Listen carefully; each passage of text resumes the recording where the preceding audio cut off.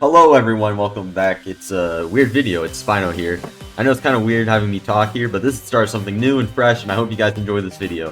Now, sorry for the lack of uploads recently. I've been very busy, and I hope to get more content out soon. Also, this does not include the new Bear 5 contract, otherwise this video would take more days to complete because I'm so busy. And let's just get straight into the video. This was just the intro. First off, we're gonna go off with Rascal. Rascal is a tower that throws bombs that explode after a certain amount of time, or when the enemy dies. But it does more damage the more damage the enemy has taken. So on level 1, Rascal costs 350 to place, has a range of 10, damage of 3, and a fire rate of 2, with a splash radius of 3 studs. And then level 2, it costs $200, it gains 2 more range to 12 range, and has more splash damage and a bigger explosion radius.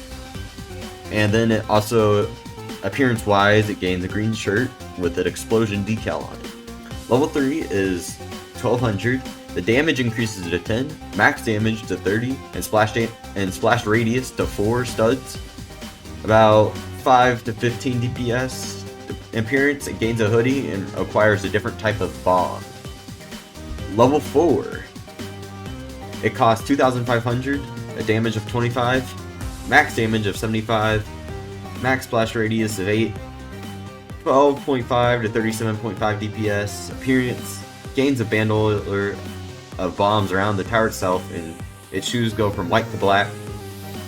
And then level 5, $8,000, range of 14, damage of 60, max damage of 300, max splash radius of 10 studs, and a normal splash radius of 6 studs, 30 to 150 DPS. Appearance, gains goggles and a mask, and goes for a more neon green look. Also has a duffel bag attached to its back. Overall, I'd say Rascal's a very good early game tower and is able to do some serious damage late game. Probably like low A tier, high B tier. It's really kind of niche to use. It's like only good in a few circumstances other than early game, but it's also only really worth it to place one of them down because the bombs don't stack. So that's just my opinion and thought on it. Marketers next is the tower that gives you money.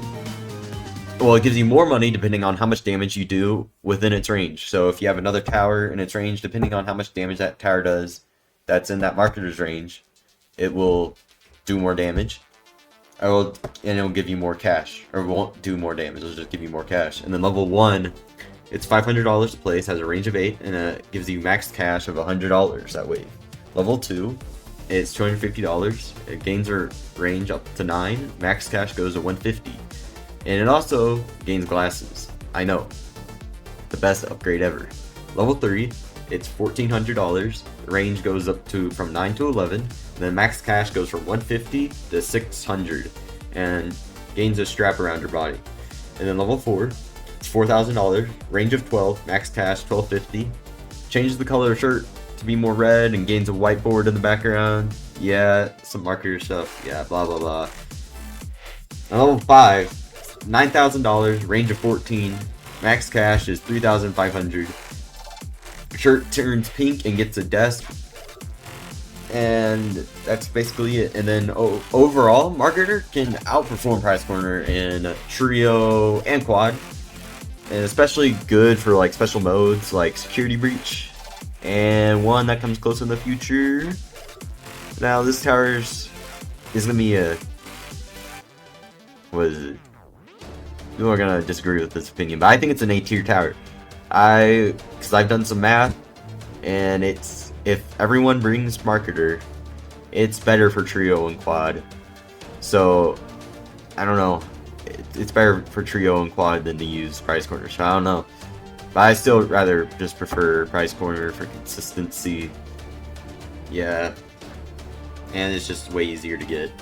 So next tower, Plush Vender. Plush Vender is a tower that throws plushies that can either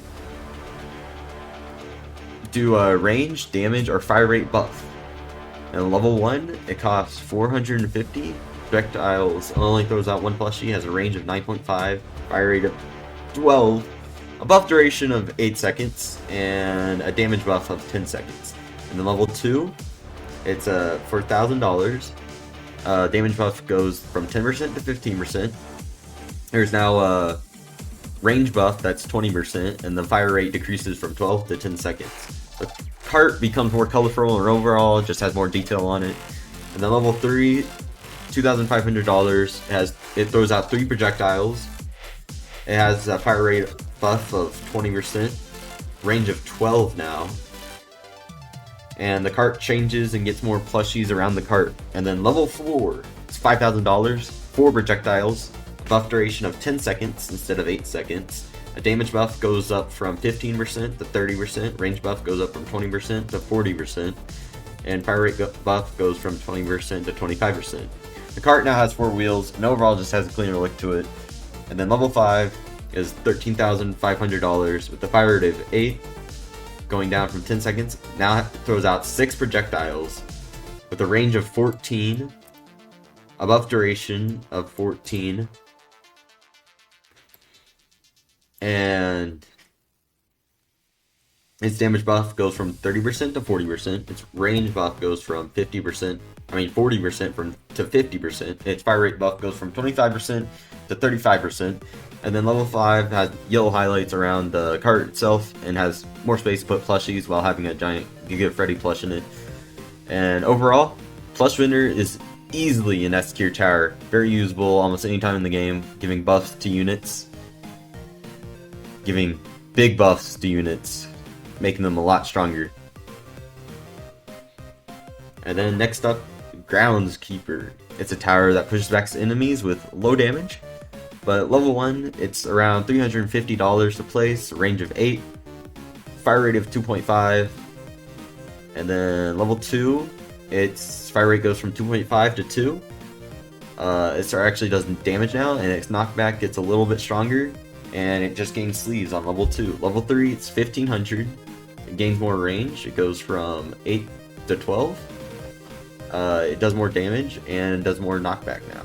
And it gets gloves, and the muzzle of the leaf blower gets bigger. And then level 4 is 3250. The fire rate goes from 2 to 1.2, a damage of 8. And the knockback's even stronger, and it has more of a heavy duty leaf blower on level 4. Now level 5, it's $13,000 on level 5. With more damage, the fire rate goes from 1.2 to 1 second, and even more knockback strength, and one more range on the max level. It gets a bandana and has 2 leaf blowers now, double leaf blowers. But overall, this tower is not that good. It's like a C tier tower. It's one of the worst towers in the game. Its knockback is not worth it at all, and definitely needs a buff, which would happen soonish. I just don't have time right now. Sorry, it would already be buffed if I had time, but I mean, technically I could do it, but I don't know. It's just sorry.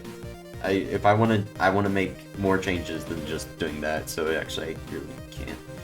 I don't have time to make multiple changes like that. Okay, off topic. Now we're getting to Renovator. It's one of my favorite towers.